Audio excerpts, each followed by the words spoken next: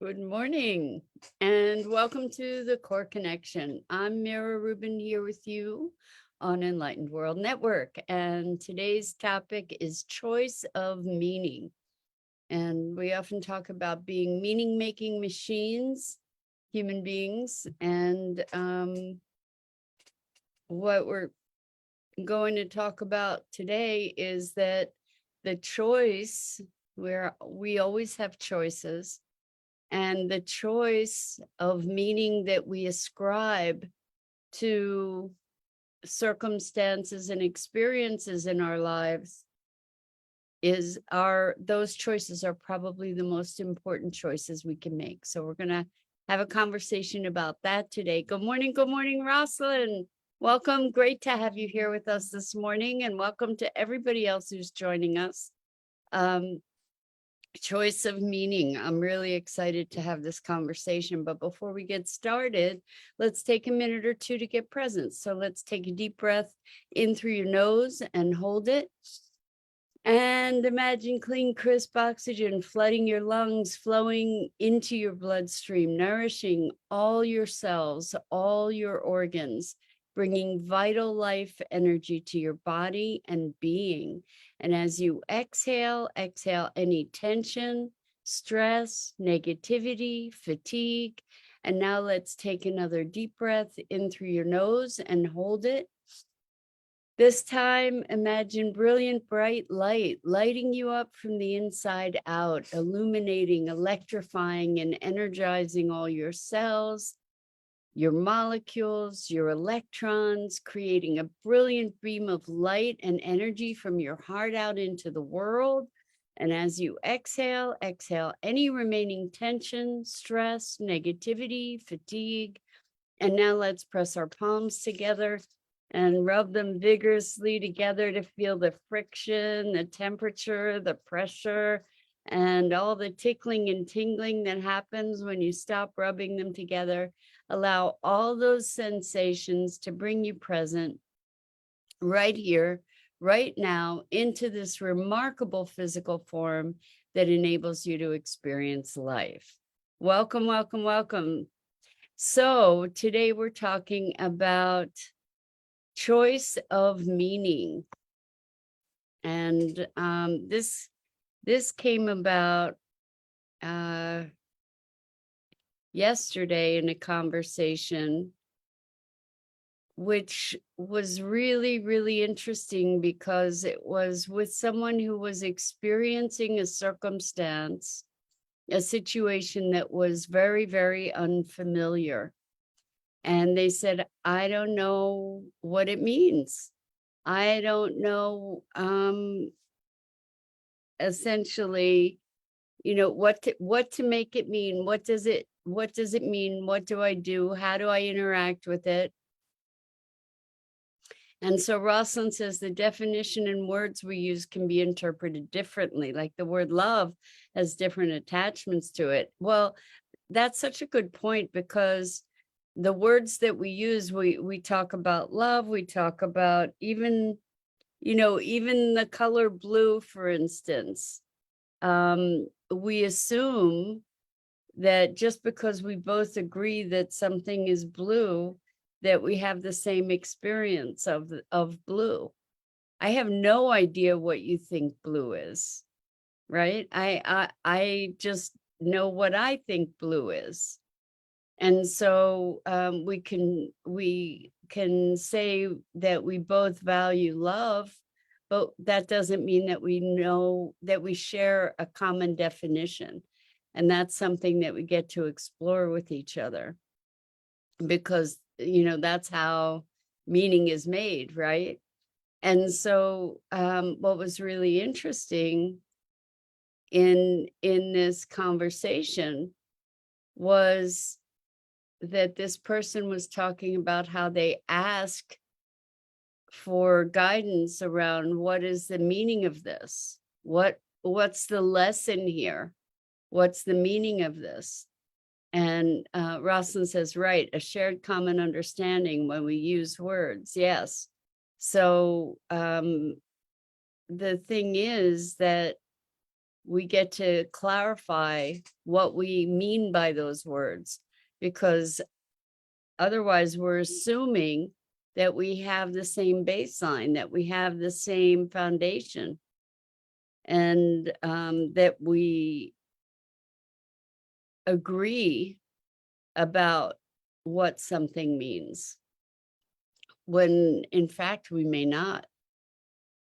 Anyway, so this conversation was so interesting because this person was saying, what's the lesson in this? And asking for guidance as to what the lesson is. And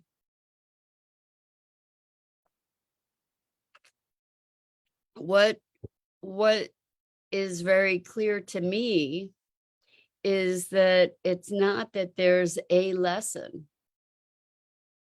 It's not that there's a meaning.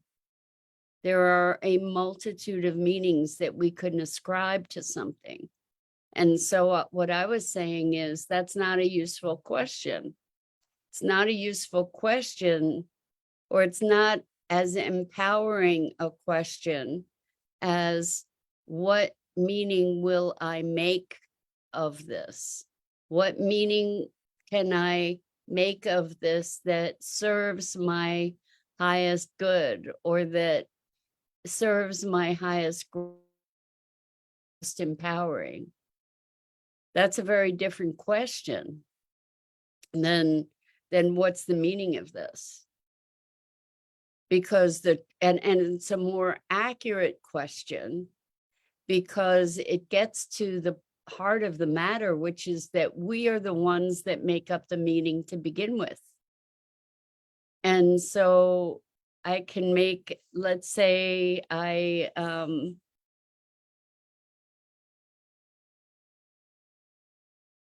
maybe I'm an athlete, and I in the morning I did something unusual, like I put on my socks, my left foot, the sock and shoe on my left foot, and then the sock and shoe on my right foot. And that day I won in my competition. So I can make it mean, I can ascribe meaning to, well, if I put my sock and shoe on my left foot and then on my right foot, then that means I'm going to be lucky that day. And a lot of people do create those kinds of associations, and that's how we end up with superstitions, essentially, is that we associate things that aren't necessarily related and make meaning out of it. So the question is, what is a meaning that I can attribute to this that serves me, that will serve me? So, for instance, sometimes I'm a little bit of a klutz, so I might trip over something, and I just say, thank you, thank you, thank you. Why? Because what I make it mean is I didn't fall on my face, that I didn't actually, what I make it mean is that as I escaped being seriously injured, rather than, oh my gosh, I tripped, what an idiot, or anything like that. Instead, I'm like, oh, thank you, because I didn't get hurt, So I make it mean like that was a close call. Somebody, something, whatever is looking out for me. I was protected in that situation. But that I make it mean that because then I feel better, right? I feel like, oh, good. Like I'm okay. I'm acknowledging that, instead of making myself feel bad for tripping in the first place, right? It's not that one is more true than the other. It's the same glass half full, half empty conversation, right? What do we make it mean? And so the choice of the meaning that we ascribe is profoundly important. Perhaps the most important choices that we make in life are the choices about the meaning that we ascribe to things. You know, so maybe somebody looks at you sideways. You can make it mean that they think something's wrong with you, right? Or you can make it mean they must be having a tough day. What's going to serve? So Rosalind says, I thank the parking angels when I find a close spot. Yes, exactly. So you make it mean that there are parking angels that are looking out for you, right? I call it parking karma. You know, I activate the parking karma and find great spots. But parking angels, it's great. So, you know, like when things like that happen, when we find great parking spots, when things just flow, we can make it mean that we're in alignment, that we are, you know, on the right path. Um, you know, the meaning that we ascribe shapes our experience, which, you know, it's a chicken and egg thing, which shapes the way that we show up, which shapes our experience, which shapes the way that we show up, etc. So I think it's very interesting to be conscious about the meaning we make. And one of the things that I tell people is, or I caution people to be discerning about how how we curate our stories.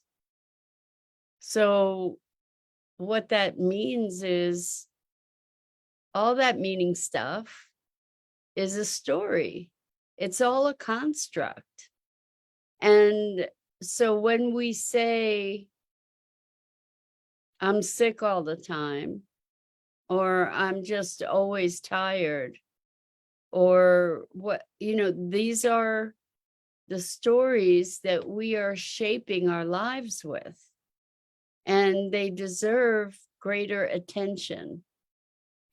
They, it's not just a matter of transformational language. Some people have the story, I'm a loser. And to have that story,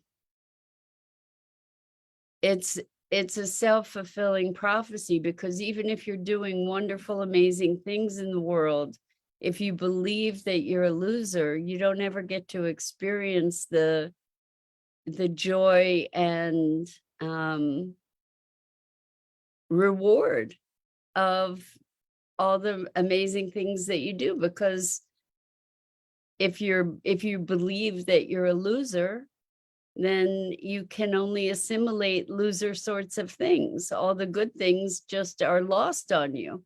They don't register.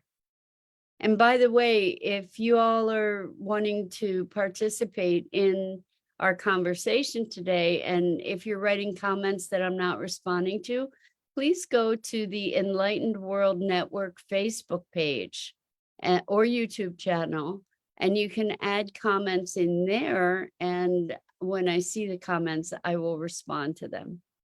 So choosing meaning or choice of meaning is really important. If you flunk a test, you can make it mean that you are stupid, or that you'll never learn, or that you that you didn't study enough, or that you're tired, or that you were just off today. You could make it mean any number of things. You could make it mean that you just need to put more attention to the work. You can make it mean something where you give up, or you can make it mean something where you redouble your efforts. So the meaning that we make, the meaning that we choose to make, it's not that there is any inherent meaning. There isn't. There is no inherent meaning. We ascribe the meaning.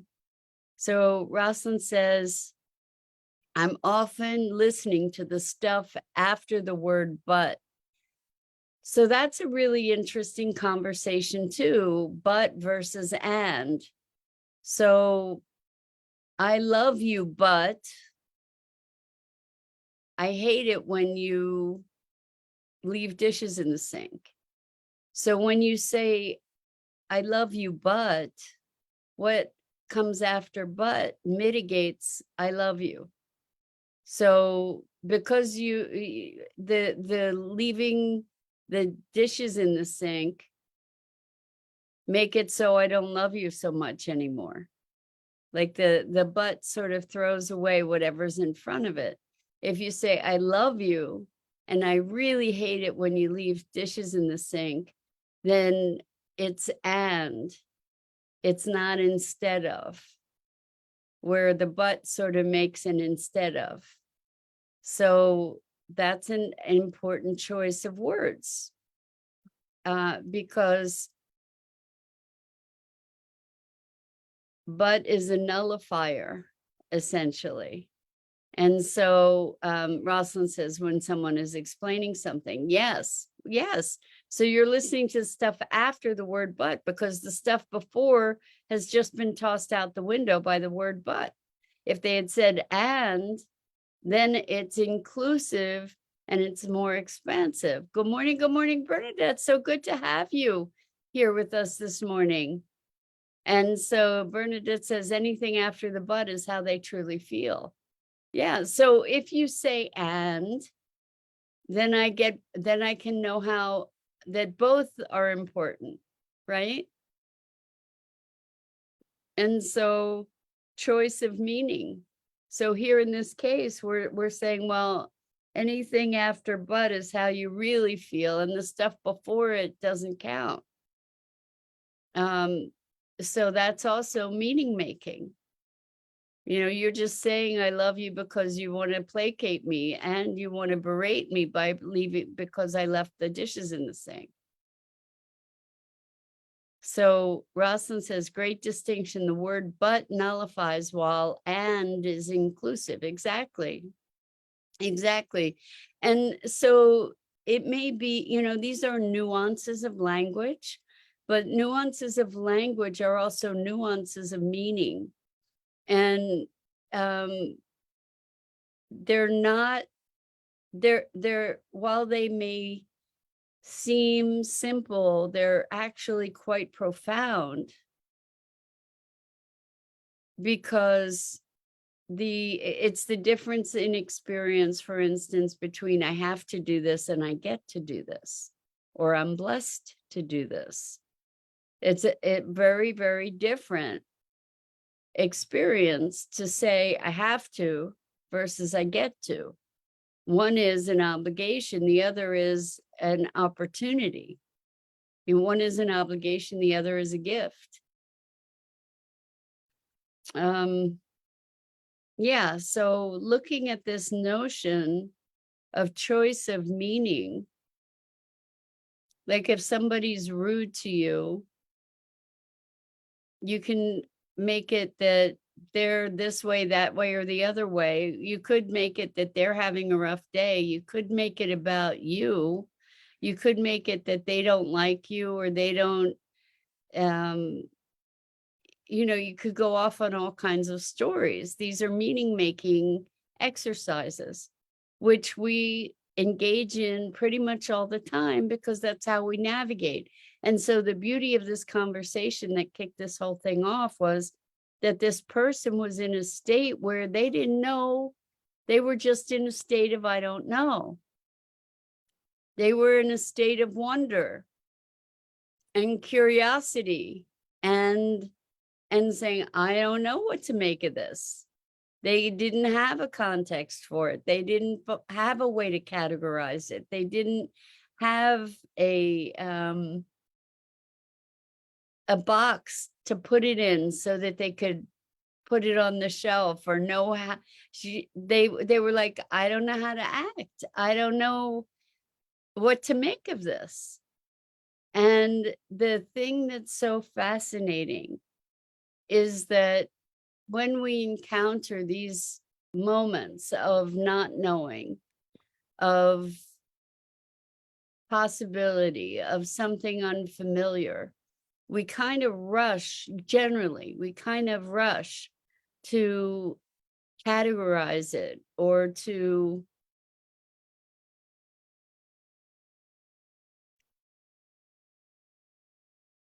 contextualize it or determine what it means.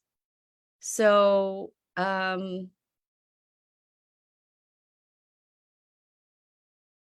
a great day, Bernadette. It was great to have you join us. And good life. Oh, wow. End of life care for my best friend's mom. Wow. Well, that's such a gift you're giving, Bernadette. Really, really generous of heart and spirit. So I'm so glad you had a chance to stop in, and how beautiful that you're doing that for your best friend's mom. So good luck with that. Anyway, choice of meaning. Death. We can make death mean it's a tragedy. We can make death mean it's a passage to a better place. We can make death mean it's a liberation. We can make, because we don't really know what death is, right? And so for many of us, the notion of death is filled with fear and sorrow and all kinds of other emotions. It's based on the meaning we make. So this was also really interesting. Another conversation was, it was so interesting with somebody who had visualized these dark energies. Hey, Jenny. Oh, that's so weird. I don't know why Facebook wouldn't let you in, but it's wonderful that you found us on YouTube. Welcome. Great to have you here with us. So we're talking about choices of meaning and how important those choices are. Those are the most important choices. So it sounds like Facebook isn't performing very well. Anyway, with choices of meaning, we can say, for example,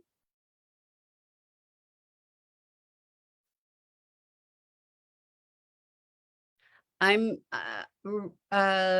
right now my life is awful. Or we could say right now my life is providing me with lots of challenges to grow.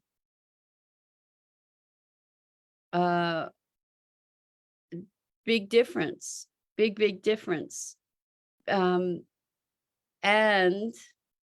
we could interpret life as being awful, or we could say it's terrible, right? That's meaning. We can say life is terrible, or we can say this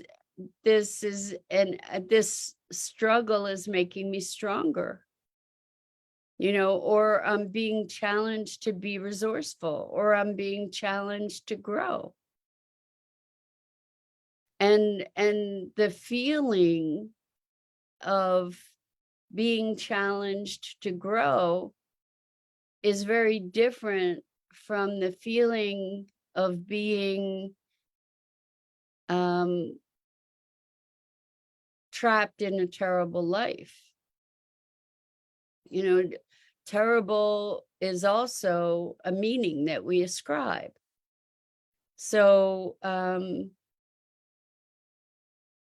these kinds of choices, these choices are what translate into the experience that we have based on the meaning that we make.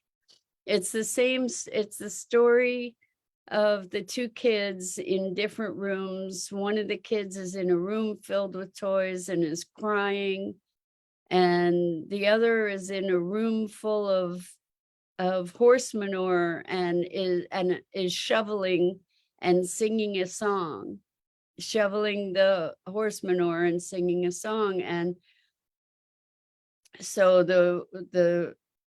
they asked the little boy in the room filled with toys, "Why are you crying?" And it was because their truck that they wanted isn't in there. They can't find their truck that they wanted in this whole room filled with toys. All they want is that truck, and they can't find it. Good morning, good evening, Gia. Welcome. It's great to have you here with us. And the kid in the other room with the horse manure and the shovel is happy as a clam and asked why. And their responses were, "There's so much horse manure, there's got to be a horse somewhere."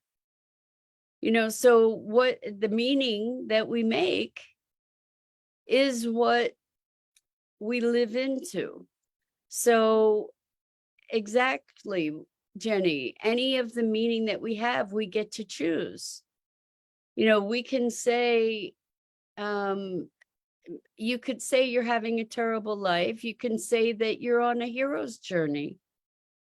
And the thing is that it's the same circumstances. I mean, a hero's journey is like braving all kinds of trials and tribulations to get to the other side, right? And it's like a trial by fire that hones you and refines you. So it's the meaning we make. And so the important takeaway for this morning is be discerning about how you curate your story and the meaning that you ascribe to things. And it can change your life. So create stories that empower you rather than oppress you.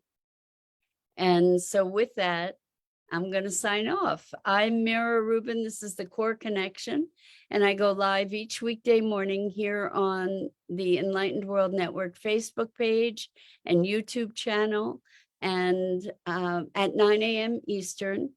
And I invite you to check out the other awesome programming on Enlightened World Network, EWN One with the Earth, and Enlightened World Living.